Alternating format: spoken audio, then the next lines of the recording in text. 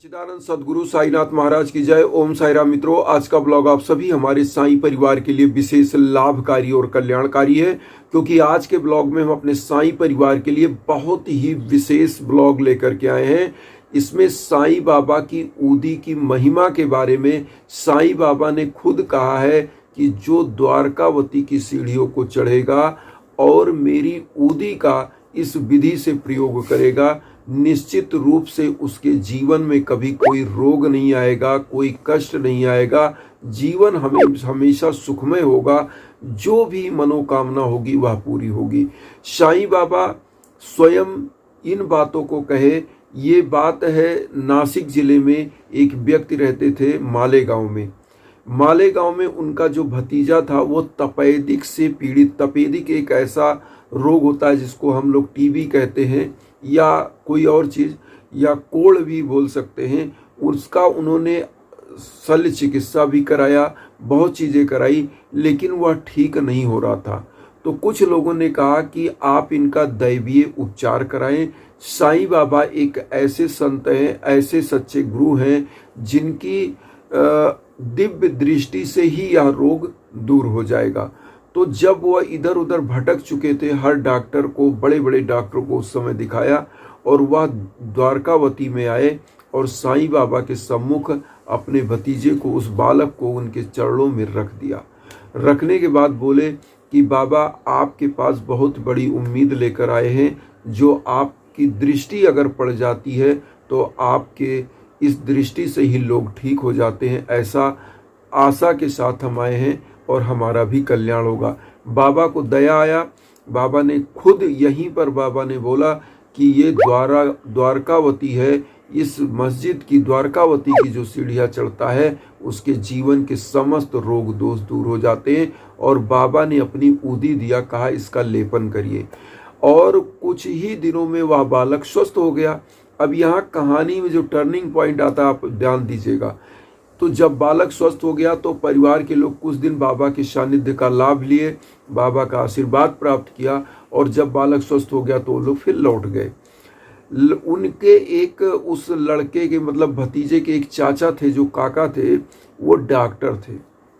उनको बहुत आश्चर्य हुआ कि मैं स्वयं डॉक्टर होते हुए और मैंने इतनी दवाएं की, मैं नहीं ठीक कर पाया, बाबा की ऊदी से कैसे ये ठीक हो गया, बाबा की कृपा से कैसे ठीक हो गया। तो उनके मन में आया कि हम भी जा कर के साईं बाबा से मिलते हैं और उनका दर्शन करते हैं। लेकिन जब वह मनमाड़ में आए तो वहाँ में किसी में उनका कान भर दिया कि ये सब ढोंग है, ये सब चीज़ गलत है। वो सोचे कि अब मैं बाबा का दर्शन करने नहीं जाऊँगा, अब डायरेक्ट मैं मुंबई चला जाऊँगा। तो वह मुंबई जाना चाहते थे और वहाँ पर अपना जो है छुट्टियों का दिन बिताना चाहते थे। लेकिन अचानक से मुंबई में ही उनको बार बार रात में, लगभग 3 बजे 4 बजे रात्रि में, ये उनके कानों में आवाज़ आती थी कि क्या अब भी तुमको मेरे पर भरोसा है।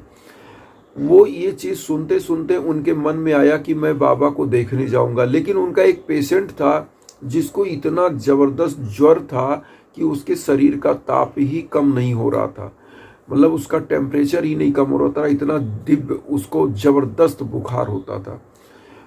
तो उन्होंने जिस दिन प्लान बनाया कि नहीं, मुझे बाबा का दर्शन करने जाना है और वो मरीज आएगा उसको देख कर जाना है।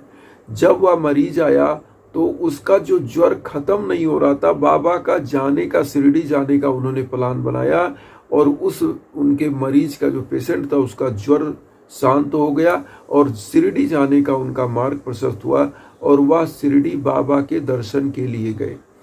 बाबा के दर्शन प्राप्त करके उनका जीवन भी धन्य हुआ, और वह बाबा को प्रणाम करके वहाँ से जब आए तो उनका प्रमोशन हुआ और वो अच्छे जगहों पर वहाँ से पोस्टेड हो गए। ये 34 नंबर जो साईं बाबा की ऊदी की महिमा का जो है वर्णन है, ये वर्णन आपको साईं सच्चरित्र में मिलेगा। अब यहाँ पर आते हैं ऊदी की महिमा के बारे में। आपने जाना, ऊदी एक ऐसी चीज़ है, देखिए बाबा के यहाँ होम, जिसको साईं सच्चरित्र में डायरेक्ट लिखा हुआ होम, वहाँ पर यज्ञ होता था। होम का मतलब होता है यज्ञ, और यज्ञ का मतलब वहाँ पे जो आप बाबा के उसमें ज़्यादातर जहाँ मेंशन है धूनी। धूनी एक ऐसा प्रज्वलित स्थान था कि जहाँ पर बाबा हमेशा बैठा करते थे। और बाबा की दिव्यता यह थी, वो एक प्रकार का हवन था जो अनवरत चल रहा था। आप बड़ी बड़ी मंदिर में जाएंगे जहाँ पर देखेंगे कि वहाँ पर धूनी प्रज्वलित मिलेगी आपको। तो वो धूनी जो है बाबा ने खुद प्रज्वलित किया था और उसी की ऊदी बाबा खुद देते थे लोगों को, कि कोई भी रोगी आता था, किसी के आंख में दिक्कत, किसी के कितनों का कोल्ड ठीक किया, कितनों का आंख ठीक किया, कितने को संतान बाबा ने दिया इस ऊदी के माध्यम से। तो ऊदी की महिमा अपने आप में ही अलग है।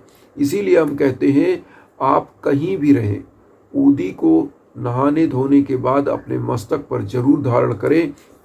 और धारण किस प्रकार से करें?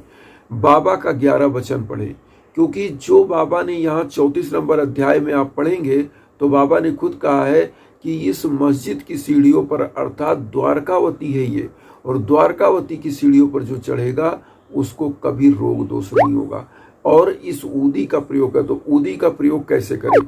मैंने पहले भी बताया कि 11 वचन आप पढ़े बाबा का, जो शिरडी में आएगा आपद दूर भगाएगा, चढ़े समाधि की सीढ़ी पर, पैर तले दुख की पीढ़ी पर, त्याग शरीर चला जाऊंगा, भक्त हेतु दौड़ा आऊंगा, मन में रखना दृढ़ विश्वास, करे समाधि पूरी आस, मुझे सदा जीवित ही जानो, अनुभव करो सत्य पहचानो, मेरी शरण आ खाली जाए हो तो कोई मुझे बताए, जैसा भाव रहा जिस जन का वैसा रूप हुआ मेरे मन का, भार तुम्हारा मुझ पर होगा, वचन न मेरा झूठा होगा, आ सहायता लो भरपूर, जो मांगा वह नहीं है दूर, मुझ में लीन वचन मन काया, उसका ऋण न कभी चुकाया, धन्य धन्य वह भक्त नंद, मेरी शर्त लेना न।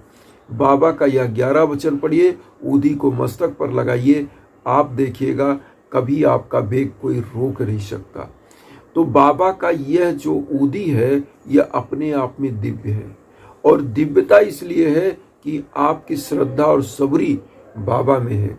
और बाबा के साथ जो भी जुड़ता है, मैं आपको बता दूं, बाबा कहानियों के माध्यम से, बाबा स्वप्न के माध्यम से, अगर बाबा आपको शिरडी बुलाते हैं तो जाना ही पड़ता है, और नहीं बुलाते ना तो आप चाहे टिकट भी करा लो, कुछ भी करा लो, लेकिन जाने का सौभाग्य नहीं मिल पाता है। इसीलिए मैं अपने सभी साईं परिवार के भक्तों से यही कहता हूँ कि सभी लोग जब भी शिरडी जाने का मौका मिले जाएं जरूर, बाबा का दिव्य दर्शन करें। और एक चीज और कहेंगे, श्रद्धा और सबरी के साथ बाबा की पूजा करिए। बाबा इस कलयुग के एक ऐसे महान संत हैं कि आपकी मनोकामनाएं आपके मन में आई और बाबा का ध्यान किया, वह मोहर लग जाता है, ठप्पा लग जाता है कि आपका काम बनना है। तो बस श्रद्धा के साथ पूजा करिए, निश्चित रूप से परमपिता परमेश्वर आपका कल्याण करेंगे। क्योंकि बाबा हमेशा अपने भक्तों के लिए तत्पर रहते थे, जो भिक्षाटन करके लाते थे वो भी दान दक्षिणा कर देते थे, खिचड़ी बनाकर लोगों को खिला देते थे। यहाँ पर एक चीज़ और कहेंगे कि दीन दुखियों गरीबों की जो भी सेवा कर पाएँ वो जरूर करें।